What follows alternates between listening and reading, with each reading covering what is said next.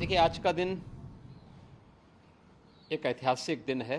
श्री ओम बिरला जी ने आपातकाल के 50 वर्ष पूर्ण होने पर आपातकाल के विरोध में एक निंदा प्रस्ताव पारित किया है। मैं उनके इस प्रयास के लिए माननीय श्री बिरला जी का हृदय से अभिनंदन करता हूं। तत्कालीन कांग्रेस नेतृत्व की सरकार ने श्रीमती इंदिरा गांधी जी के नेतृत्व में उस संविधान का गला घोंटने का कार्य किया था जिस संविधान की शपथ लेकर के वह देश की प्रधानमंत्री बनी थी। कांग्रेस भले ही चेहरे बदले हों, लेकिन आज उसका चरित्र आज भी वही अधिनायकवादी है, तानाशाही पूर्ण है। देखिए, आज का दिन एक ऐतिहासिक दिन है। दुनिया के सबसे बड़े लोकतंत्र भारत की संसद में नवगठित संसद और नव निर्वाचित लोकसभा के माननीय अध्यक्ष श्री ओम बिरला जी ने आपातकाल के 50 वर्ष पूर्ण होने पर आपातकाल के विरोध में एक निंदा प्रस्ताव पारित किया है। मैं उनके इस प्रयास के लिए माननीय श्री बिरला जी का हृदय से अभिनंदन करता हूं। उन्हें अंतःकरण से धन्यवाद देते हुए सभी नवनिर्वाचित माननीय संसद सदस्यों को अपनी हृदय से बधाई भी देता हूं और इस प्रस्ताव के लिए आभार भी व्यक्त करता हूं। हम सब जानते हैं कि 25 जून 1975 मध्य रात्रि में तत्कालीन कांग्रेस नेतृत्व की सरकार ने श्रीमती इंदिरा गांधी जी के नेतृत्व में उस संविधान का गला घोंटने का कार्य किया था जिस संविधान की शपथ लेकर के वह देश की प्रधानमंत्री बनी थी।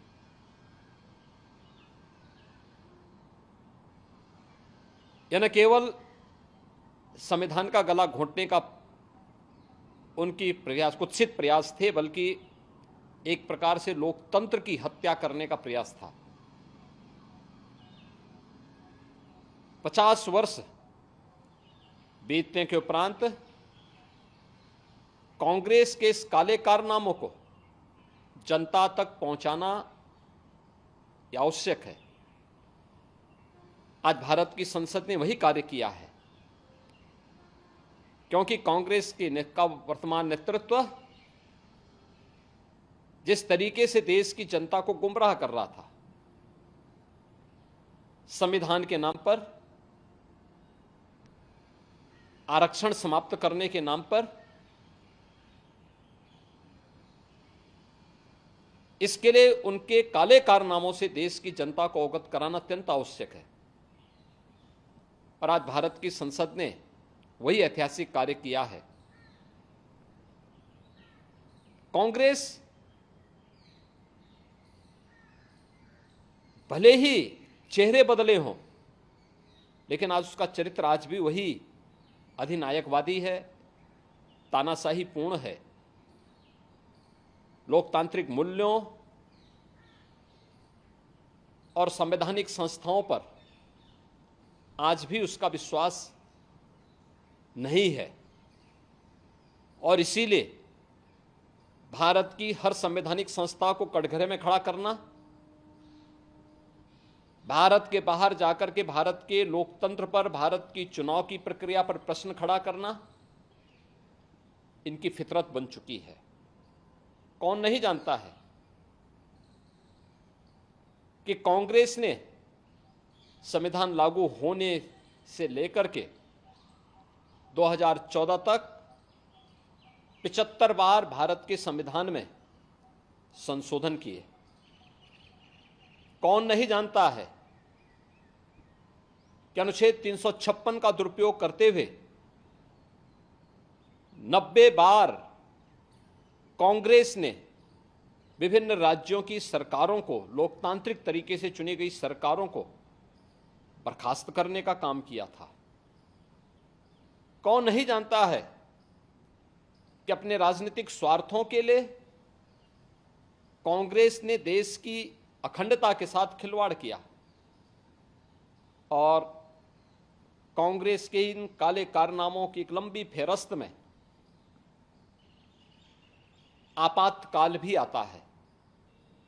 आपातकाल की उस काली घटा को वर्तमान पीढ़ी को अवगत कराने के लिए आज देश की संसद ने एक ऐतिहासिक निर्णय लेकर के यह निंदा प्रस्ताव पारित किया है।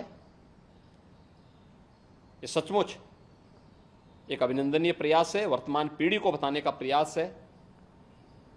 मैं नवगठित संसद और नवनिर्वाचित लोकसभा के माननीय अध्यक्ष श्री ओम बिरला जी का इस साहसिक कदम के लिए हृदय से अभिनंदन करता हूं। सभी नवनिर्वाचित माननीय संसद सदस्यों को हृदय से बधाई देता हूं और विश्वास व्यक्त करता हूं कि वर्तमान पीढ़ी को हमारी देश की संसद इसी प्रकार से इतिहास के अलग अलग कालखंड में देश के साथ किन लोगों ने किस प्रकार का व्यवहार किया है, इससे अवगत कराने का कार्य अगर भारत की संसद करेगी तो भारत की वर्तमान पीढ़ी न केवल उनके प्रति कृतज्ञ होगी बल्कि उनका मार्गदर्शन प्राप्त करते हुए एक नए भारत के निर्माण में अपना योगदान दे पाएगी। खबरर भिड़ भितर अलड़ा हेउछि कि आपणकर खबर शुणुनी प्रशासन, शुणु नाहंती नेता मंत्री जंत्री की तंत्री। ब्रेकिंग न्यूज भिडरू बाहरी आमे आसुछु आपणक स्वर होई, आमे देखाइबु आपणक खबर। खबर आपणक फोन पर्दारे गोटिए क्लिक रे गाँव रु सहर सबु खबर।